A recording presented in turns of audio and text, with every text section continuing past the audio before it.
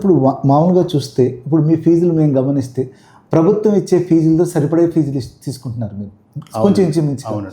ఈ కార్పొరేట్ వ్యవస్థ తాడేపల్లిగూడ లాంటి చోటకు వచ్చి ఇక్కడ డబ్బులు నొల్లుకెళ్ళిపోతున్నప్పటికీ కూడా కానీ మీలాంటి సంస్థ ర్యాంకులు వచ్చి కూడా ప్రజల్లోకి ఎందుకు వెళ్ళలేకపోతుంది అంటే ఇవాళ టౌన్ ఫస్ట్ వచ్చినాయి మీ సంస్థ.